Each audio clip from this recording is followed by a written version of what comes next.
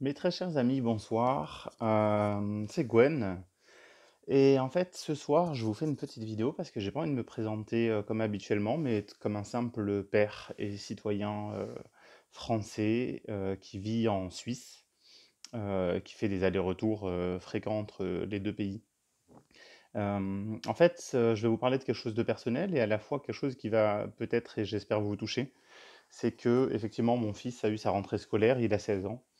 Et lundi dernier, j'ai eu réunion de parents d'élèves et chaque parent était disposé sur un bureau avec les distances de sécurité, avec les masques. Sauf que la prof a commencé directement le cours par demander si elle a le droit d'enlever son masque vu qu'elle est à distance de sécurité. Donc en Suisse, ils ont le droit de faire ça. Et évidemment, tous les parents ont répondu oui. Puis bon, bah, on a fait la réunion pendant 1 heure. Euh, avec les fenêtres fermées, les volets fermés et avec moi-même qui avait besoin de tousser parfois, parce que je ne suis pas habitué à porter des masques longtemps, sauf quand je prends le train ou les transports en commun, mais bon, il y a toujours moyen d'éviter. Et, euh, et en fait, pendant cette séance d'1 heure, je me suis rendu compte que mon fils portait le masque, lui, pendant 6 heures par jour ou 8 heures par jour. Et je trouvais ça fou, en fait. J'ai trouvé ça complètement fou. D'autant que dans l'actualité en ce moment, on voit beaucoup de vidéos qui circulent avec des élèves qui se font virer de classe ou autre. Et puis j'ai pris une décision forte. Ça a été de demander directement à mon fils ce que lui en pensait et ce qu'il voulait faire, en fait, surtout parce que bon, il a 16 ans, j'ai pas envie de le traiter comme un petit. Donc je l'ai invité au resto comme un adulte hier soir pour discuter. Et en fait, je me suis dit, je vais discuter avec lui des actualités, je vais discuter avec lui de la politique. Je vais lui demander ce que lui en pense, avant de lui exposer ce que j'en pense. Et en fait, c'est pour ça que je fais cette vidéo. C'est pour vous encourager tous à parler le plus possible avec vos enfants, à leur expliquer non seulement ce qui se passe dans votre pays, dans le monde, et à donner votre opinion. Et moi, j'ai bien tâché de dire à mon fils, je donne mon opinion, mais je ne te demande pas de penser comme moi. Tu as le droit de penser comme tu le sens. Mais moi, ça me fait trop souffrir, en fait, de penser à ça. Donc, pour la première fois, je suis OK pour que tu arrêtes l'école. Donc, je vais poser 3 choix, soit de continuer l'école s'il en a envie, de cette manière-là, soit de faire l'école par correspondance s'il y a un aménagement pour ça, plutôt que d'aller en classe porter le masque, de rester à la maison, faire les cours à distance. Et troisième solution, bah, c'est d'arrêter l'école tout court. Et il m'a dit qu'il allait y réfléchir, mais que pour l'instant, il préfère continuer les cours comme ça. Donc je respecte son opinion. Et j'ai discuté de cet échange que j'ai eu avec mon fils, avec quelqu'un qui m'a dit oui, mais toi, t'en souffres beaucoup trop, alors qu'il y a des millions de gens qui vivent ça, des millions d'enfants, des millions d'adultes qui travaillent comme ça et qui n'en souffrent pas tant. Et en fait, j'ai trouvé ça choquant. L'idée que parce que des gens souffrent, je dois accepter de souffrir et que mon fils souffre. Et je lui ai dit non, non, non, moi je suis pas d'accord avec ça. J'ai même donné cet exemple à mon fils de dire, tu sais, Rafali, à une époque, on mettait les blancs d'un côté et les noirs de l'autre, et c'était normal. Et j'ai donné le même exemple à cet ami en lui disant, euh, c'est pas parce qu'il y a des millions de gens qui acceptent n'importe quoi que ça nous exempte d'être conscients et de faire des choix. Je veux dire, dans l'histoire de l'humanité, il est arrivé plein de fois où on a fait accepter à des populations l'inacceptable et que il a bien fallu que certaines personnes osent dire que c'est inacceptable et osent manifester leur droit de parole dans un premier lieu, puis peut-être pousser à la révolte. Donc, pour que les choses changent. Sinon, il n'y aurait jamais eu d'évolution dans l'histoire de l'humanité. Donc moi, je ne suis ni pro-masque ni anti-masque. Je suis pro-liberté, tout simplement. Donc je pense que c'est à chacun de se responsabiliser et de faire des choix en conscience et que c'est pas au rôle d'une école ou d'un gouvernement de décider à notre place. Donc J'ai dit à pas mal de mes patients déjà qui vivent ces situations, que s'ils en souffrent et qu'ils en ont l'opportunité, le plus simple, c'est de retirer leurs enfants de l'école. Mais, comme par magie évidemment, la rentrée scolaire s'est passée, à peu près normalement. J'entends, ci et là que les cours de sport, même de contact, se font normalement, que les mesures de sécurité se font tant parfois de manière stricte, d'autres fois de manière complètement laissée aller et qu'en fait c'est du grand n'importe quoi. Bon, on a vu, avant-hier aussi la vidéo de Macron qui tousse dans sa main, qui enlève son masque, qui le donne à quelqu'un directement, enfin bref. Il se passe beaucoup de choses qui vont dans ce sens cette semaine. C'est pour ça que j'avais envie de vous présenter cette petite vidéo et en fait pour vous dire non seulement, communiquer avec vos enfants, de manière à ce qu'ils se construisent eux-mêmes dans leurs propres réflexions et à la fois pour moi le message que je souhaite vous faire passer, c'est de ne pas banaliser, tout ce qui est, totalement inacceptable, inadmissible et qui touche à nos droits les plus fondamentaux.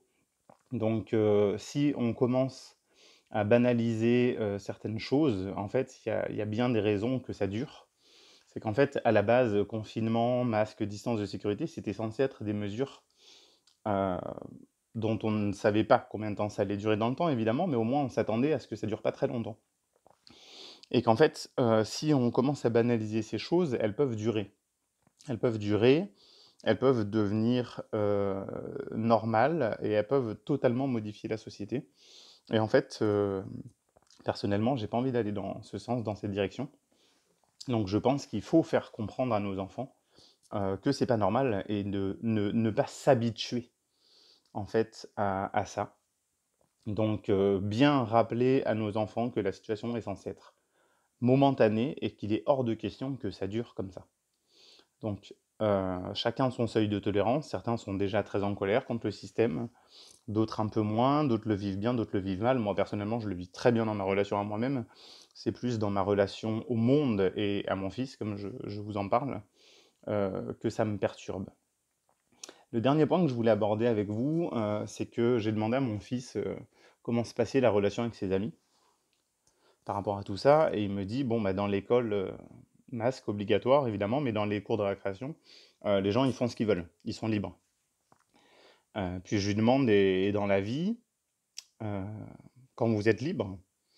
Et il me dit: «Ben, on se voit moins qu'avant, parce que certains sont moins motivés». Je lui demande: «Approfondis un peu?»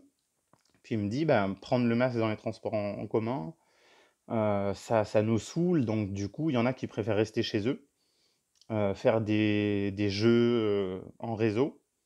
Ils ont plus envie de sortir de chez eux» et il conclut par me dire, «Et en fait, même quand on se voit, il y a moins de délire».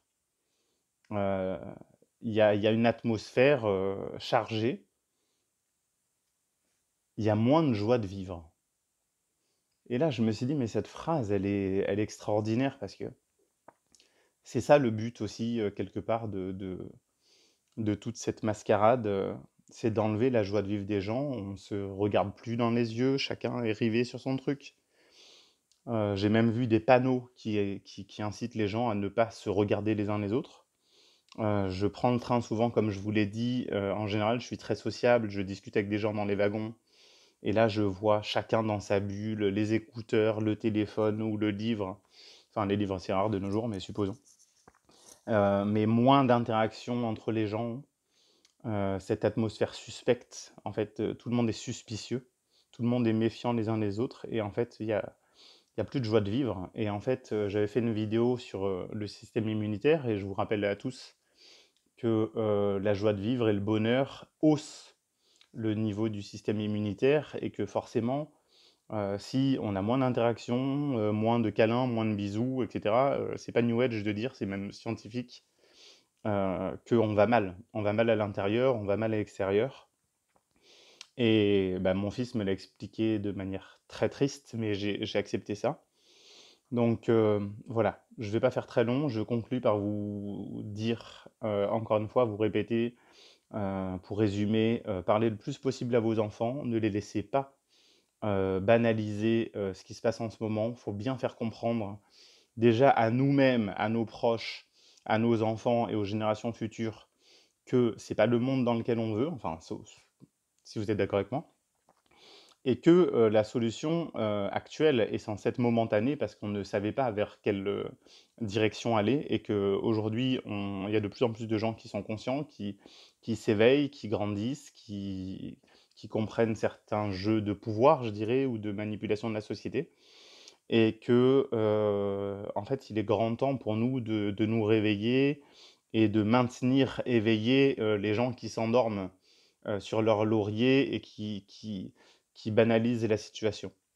Donc, à tous les parents du monde, maintenez vos enfants le plus possible en éveil, maintenez-les en alerte, ne les laissez pas croire que tout ça c'est normal, ne laissez pas qui que ce soit dire que porter des masques c'est la norme sociétale, que faire des tests avec des cotons-tiges grands comme ça, c'est normal dans notre monde, que pour voyager, il faut forcément être passé par le système tel qu'il est aujourd'hui avec ses restrictions. Donc, n'oubliez pas ce qu'on vit là, on est en septembre 2020, c'est censé être un laps de temps dans l'histoire. Donc on verra 2021, mais vraiment ne laissons pas cette histoire perdurer dans le temps et maintenons-nous responsables de notre liberté. Parce qu'en fait, c'est nous, les citoyens, qui sommes censés demander, exiger, créer les lois et non pas les gouvernements en place qui doivent prendre des décisions à l'encontre de leur population. Donc n'oubliez pas, c'est notre rôle de citoyen, c'est notre rôle de parent, c'est notre rôle d'être humain, en fait, de veiller les uns sur les autres aussi, de pas juste penser à nous.